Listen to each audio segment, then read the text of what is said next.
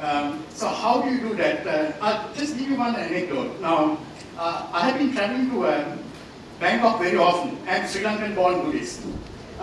Now, since 9/11, every time I arrive in Bangkok, my bags are being checked. Obviously, I think I'm a potential Pakistani Islamic terrorist. Though I'm a Buddhist, for 20 years we were living in Australia, Thai monks are performing all our religious ceremonies, including my father's funeral. Now, how do you get over these stereotypes of Asians? And if you're Thai or Filipino or Chinese woman traveling in the region, you know the experiences you will have about stereotyping. So this is a question. I think we need a book from the Asian perspective, a collaborative project, and development of curriculum and cross-cultural communication in the region. Okay, thank you very much. Who on the panel would like to address one or more of these questions?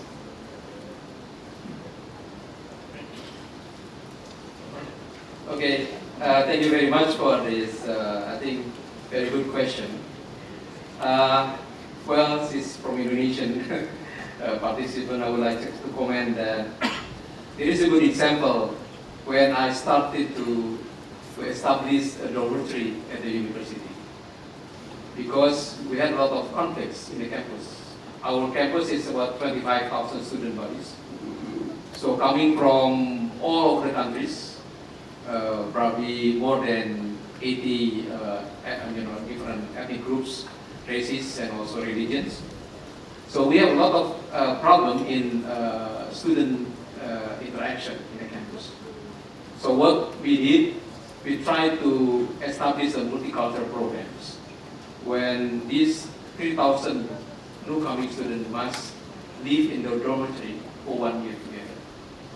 So I think the result is very, very successful. We evaluated the programs and turned out that the conflicts, the differences among the students is being reduced significantly, and they are becoming friends. They are becoming a big family, including appreciating and respecting different cultures. So I think Indonesia is very rich in background in cultures and also in different religion. So by having these programs, we introduce into extra curriculum on the understanding of different cultures. So that's, I think, the wonderful story that reflect there is a program can be embedded into the university activities when students also able to learn different arts, different music, different cultures in the programs. The second one, I think when I was the ambassador of Indonesia to UNESCO, I think in UNESCO we had a program also as ambassador in the region. So one of ambassador appointed by the Director General of UNESCO to become the ambassador in the region. For example, in education and cultures, there was one famous artist, Indonesian artist. Her name is Christine Hakim, appointed by Director General to become ambassador so that she can visit and interact with the nation in the ASEAN regions. And the last one, also I noticed there are several publications and books produced by UNESCO in these social sciences related to the management of transformation, social change, and conflicts using the cases of ASEAN. So I think you can access these books and publications from UNESCO, also from our national Agency of Sciences. Thank you. Thank you very much, Mr. Okay, thank you for the question.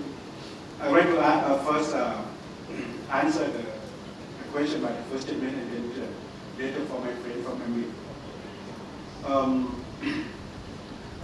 In fact, the term peace journalism, or whatever you call journalism, about peace, I think we tried in Thailand, especially after the incidents, the 11th September, that the World Trade.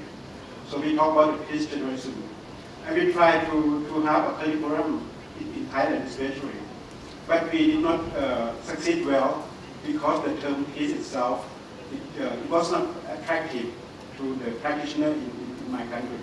But anyhow, what we expect is not really the term peace journalism. But I'm a journalism graduate in Thailand also, but in other Asian countries and also in USA.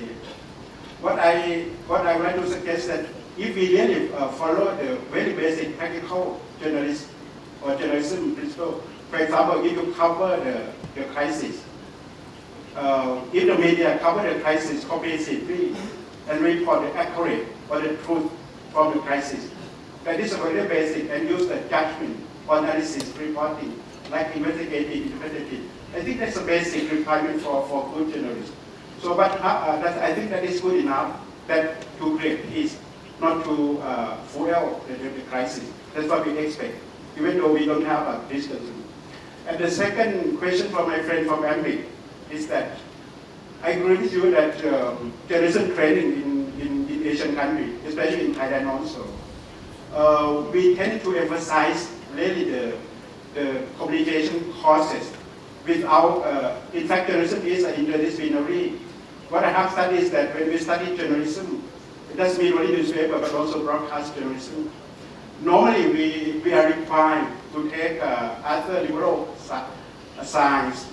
At least 50% it should come from other disciplines, not in communication. So I agree with you that it should be more interdisciplinary. And the second one about the books, I agree also that there should be more Asian. What I expect when you talk about the stereotype, that these reflect what we call a bad practice of journalism. Like we have media cover the crisis in the southern part of Thailand. We have a problem with the provinces. I'm sorry to mention that some newspapers, that's what they call stereotype. I'm sorry to mention that if they cover, for example, the insurgents or whatever they term it as, I'm sorry to say, like Muslim or some other religions or something. That's a kind of stereotype. I think that's wrong. That's a bad instead of the poor coverage. That's what I say. Did you want to add something here? I just wanted to respond to the second questioner on the question about whether there are examples of successful sharing of curriculum, churning out peace ambassadors. And for me, a good example of that would be a network of 7 universities under Rotary Centers for International Studies in Peace and Conflict Resolution, one of which is right here in Bangkok, the University of Dubeauclard, Duke University and University of North Carolina at Chapel Hill, International Christian University in Tokyo, Japan, Universidad del Salvador in Argentina, Bradford University in England, and also University of California, Berkeley, and lastly, University of Queensland. What they do basically is offer master's degrees to students from all over the world. I don't exactly know whether they have a specific harmonization of the curriculum.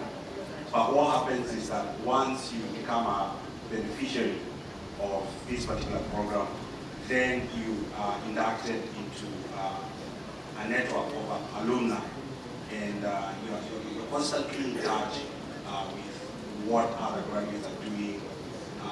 They also meet every 2 years. They have peace symposiums, one of which just was recently held in Birmingham, UK. And it's a great forum for sharing perspectives, sharing experiences from all over the world. So the answer is yes, and things can only get better, especially considering what UNESCO intends to do. UNESCO is at a very unique position because of its mandate. So I expect that we are going to hear more collaborations taking place across the continent. We can only get there. Okay.